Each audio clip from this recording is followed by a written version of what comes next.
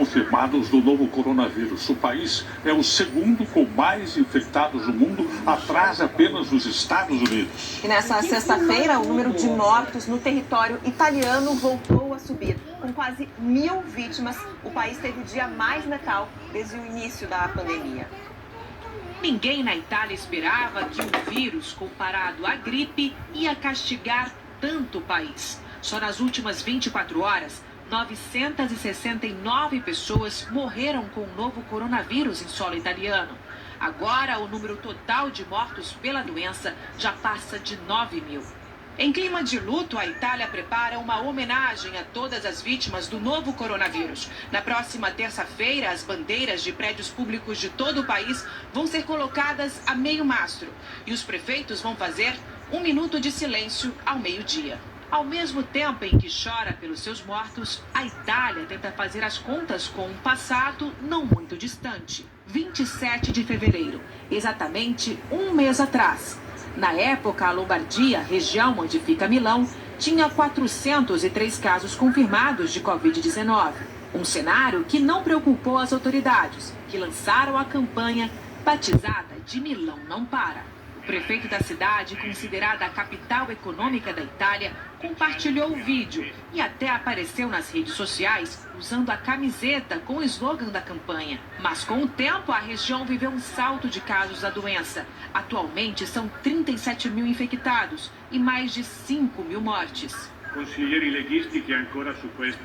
Falando ao vivo na TV estatal italiana em rede nacional, o prefeito Giuseppe Sala admitiu que a campanha foi um erro e pediu desculpas aos moradores de Milão.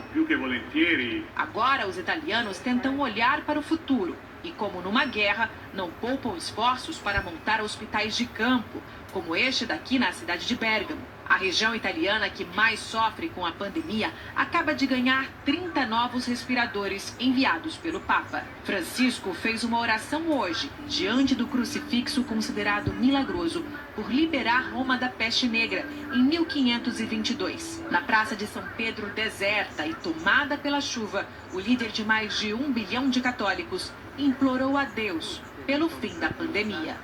Del tempo presente. E 2 dias após a Covid-19 chegar à família real, hoje foi a vez de o governo britânico ser atingido diretamente pela doença. O primeiro-ministro Boris Johnson confirmou que está infectado e terá que ficar isolado por 1 semana. A confirmação veio em vídeo que ele mesmo gravou e divulgou na manhã de hoje, em que diz ter tido febre e tosse contínua.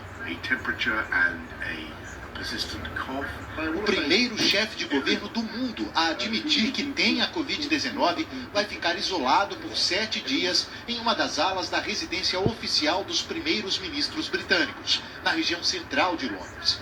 Logo depois, o ministro da Saúde, Matt Hancock, veio a público dizer que também está contaminado. Os dois tiveram encontros diários com parlamentares, cientistas e muitas autoridades. Outra preocupação é a rainha Elizabeth II, cujo filho, o príncipe Charles, também teve o novo coronavírus. Ele e o primeiro-ministro se reuniram com a monarca, que faz 94 anos, no mês que vem, separadamente, nos dias 11 e 12 de março. A família real se recusou a responder se a rainha e o marido, o príncipe Philip, de 98 anos, foram testados.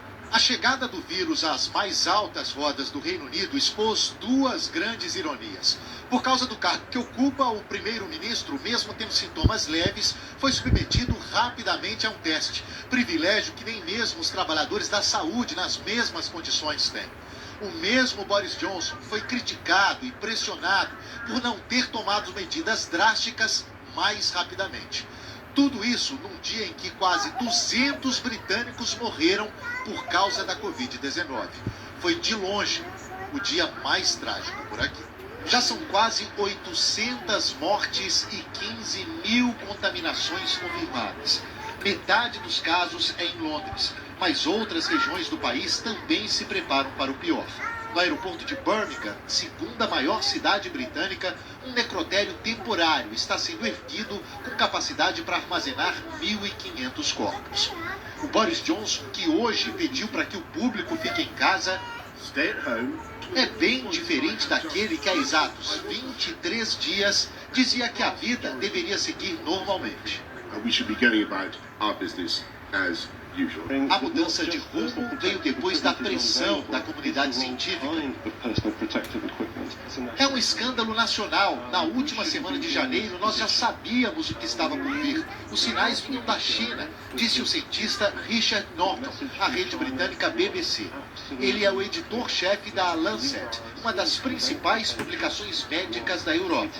O escândalo a que ele se refere já está lotando os hospitais de Londres, como uma bomba silenciosa que explode aos poucos e só deve chegar à sua potência máxima na segunda semana de abril. Os Estados Unidos ultrapassaram hoje a marca de 100 mil infectados pelo novo coronavírus. Só em Nova York, a Covid-19 já matou mais de 500 pessoas. Isso corresponde a 1/3 de todas as mortes registradas no país até agora. Muitos parlamentares americanos foram contra a necessidade da presença física no Capitólio, mas, por exigência de um republicano, um mínimo de deputados precisou comparecer para que houvesse quórum para a sessão. Ao fim, o plano emergencial de mais de 2 trilhões de dólares foi aprovado pela Câmara e, horas depois, foi assinado pelo presidente Donald Trump.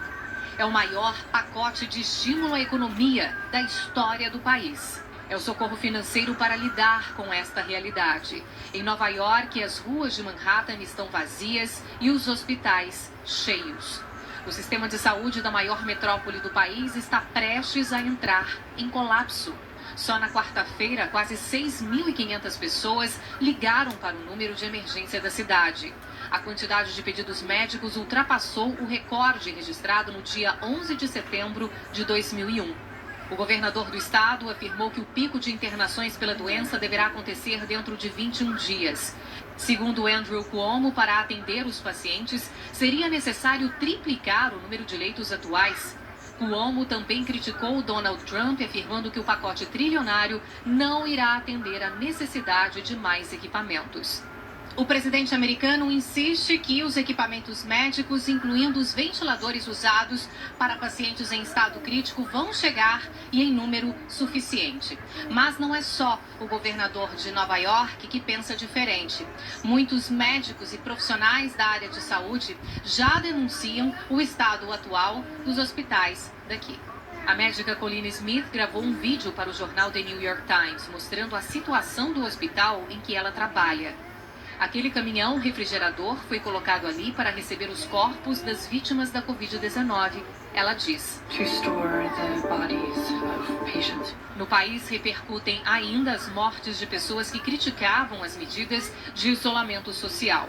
Uma delas é a do pastor e músico Landon Spradlin, de 66 anos, que faleceu na quarta-feira por complicações da Covid-19.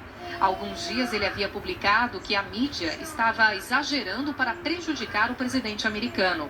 Outra morte recente pelo novo coronavírus no país é a do ex-funcionário do FMI, o economista Raymond Shurk. O paquistanês, de 26 anos, também defendia o fim da quarentena. Você vai ver daqui a pouco, mesmo com a ajuda de Banco Central, os bancos aumentam juros e reduzem prazos de financiamento. Indústrias de bebidas alcoólicas adaptam a linha de produção para fabricar álcool 70%. Nós voltamos já já.